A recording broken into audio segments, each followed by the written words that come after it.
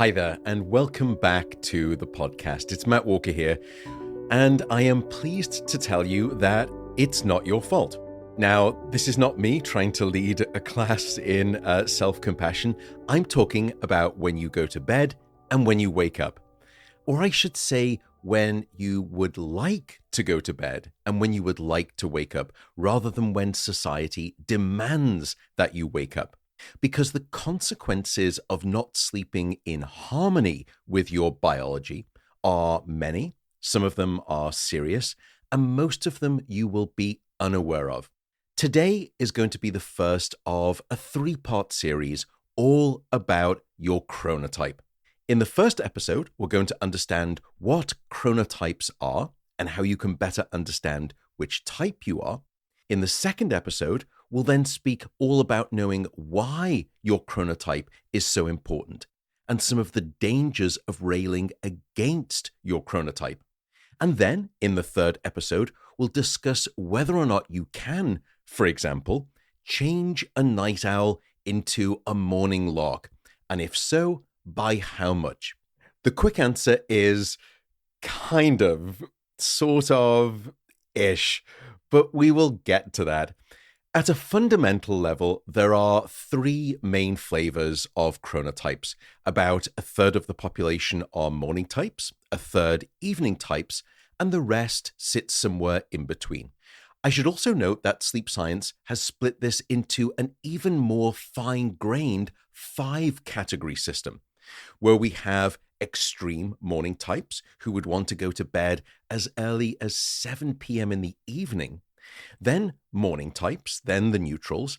Then we have evening types, and then extreme evening types who would, for example, wish to be going to bed as late as 4 a.m. in the morning.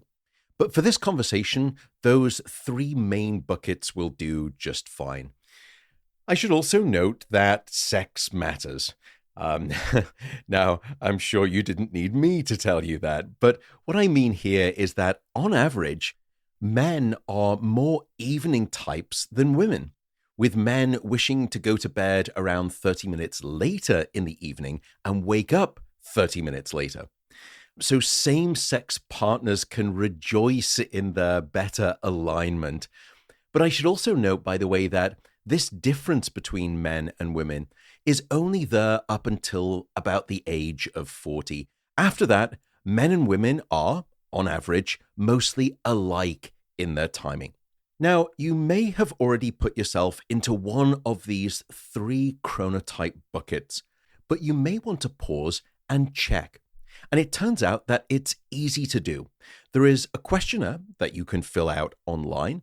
It's called the Morningness Eveningness Questionnaire, or the MEQ for short. And it takes less than about 5 minutes to complete, and you can just Google that. But there is a less precise yet quick single question that I can ask you that will get us pretty close. And it's the following. If you were on a desert island with nothing to wake up for, no other people around, what time would you ideally like to go to bed? And what time do you think you would ideally want to wake up? And that will get you pretty close to what type of chronotype you are, which of those 3 buckets that you belong in. Now, it's important to understand the difference between chronotype and your circadian rhythm. In our last episode, we spoke all about your 24-hour circadian rhythm. And all of us have this unyielding 24-hour rhythmic pattern. That's not what's different between chronotypes. Instead, your chronotype determines where the peak of your daytime alertness will arrive and where the trough or the lull of your sleep phase will arrive. This is what's different from one chronotype to the next. Where you sit in terms of your 24-hour circadian rhythm, this is what's different from one chronotype to the next. Where you sit in terms of your circadian rhythm placed on the 24-hour clock. Now, before I go any further, I should probably state for the record what type I am, lest you think that my words in the next couple of episodes are clouded by any bias. And I will come right back to that in just a second.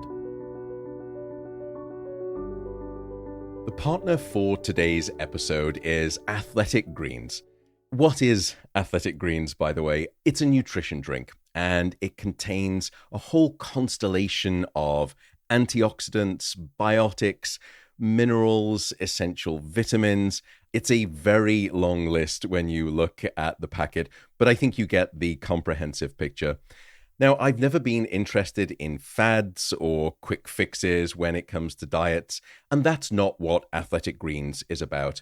I've been using Athletic Greens for a couple of years now, and just a note, I do buy it myself. I'm not interested in the idea of freebies for all of the obvious trappings, but I have been using it for two key reasons.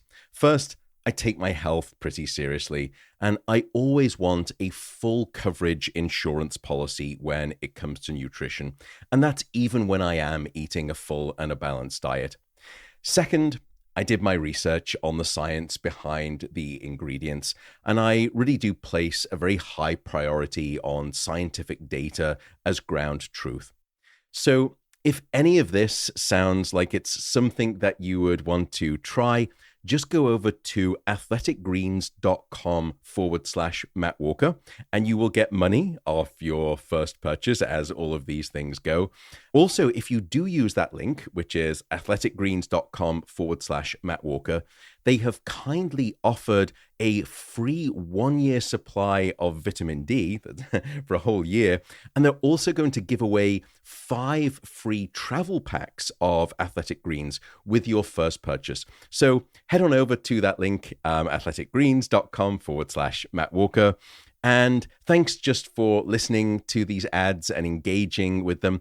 They really do help support the podcast and what I'm trying to do here. So let's get back to the podcast.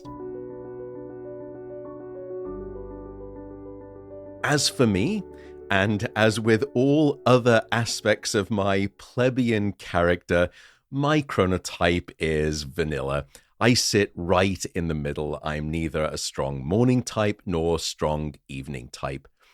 And at this stage of life, and let's say I am solidly entering the foothills of middle age, my bedtime is around 10:30 p.m., and you'll often find me waking up naturally a little before my alarm, which is set for 7:04 a.m. And 7:04 because why not be idiosyncratic, I say. But let's get back to the story of chronotypes. Evening types will have, on average, a 2-hour delay in when their bodies biologically will want to wake up relative to morning types. And their body drop in temperature, which is critical for sleep, is also delayed by about 2 hours in the evening relative to morning types. We also know that evening types must wait at least an hour longer in the morning relative to morning types before they release key hormones that help them manage stress and emotions upon awakening. And as a result, you cannot and you should not expect night owls to operate with the same good grace and emotional intelligence at an early morning hour. It's simply hormonally unfair and unjust. It would be the converse equivalent of expecting a morning type to be wide awake and not cranky or moody at midnight or 1 a.m. in the morning. That's the difference that we're talking about here. Now, as I said at the start, it's not your fault, and it isn't. Your chronotype is strongly determined by your genes, and therefore it's somewhat hardwired at birth. In other words, your chronotype fate is genetically predetermined and deep-rooted to a degree. So far, we've discovered at least 9 different genes that contribute to your morningness or eveningness preference. The majority of these genes effectively count out time, this sort of tick-tock instructing of your snowflake-like specific 24-hour rhythm. In other words, the very DNA nucleic alphabet that spells out who you are includes who you are when it comes to your sleep preferences. Now, I will save you guessing the category names of these genes, but they include what we call the clock genes and the period genes. Now, they, of course, are explanatory in their rhythmic name and how they work in terms of timing, but I think they are rather bland in terms of their naming, don't you think? Especially considering that genes in other fields have names such as Sonic the Hedgehog and the cheap date gene. I kid you not, the latter gene has been identified in fruit flies. And those fruit flies with that particular gene are very, very sensitive to the effects of alcohol. I think I may actually have that gene. Other genes include names such as the Swiss cheese gene, the boss gene, the brainiac gene, and drumroll, the Ken and Barbie gene. I promise you, these are actual names of dreams. I think that's a great example of when us scientists try to get ultra daring and sort of crazy. That's the best way that we can cut loose. So coming back to it, this is your chronotype. And when you or when society forces you to sleep in opposition to your chronotype, unfortunate things can happen. And that's what we'll discuss in the next episode. And I just want to make clear that I'm not a medical doctor, and none of the content in this podcast should be considered as medical advice in any way, shape, or form, and nor prescriptive in any way. So for now, I will simply say thank you again for listening, and I will see you in that next episode. Take care and goodbye for now.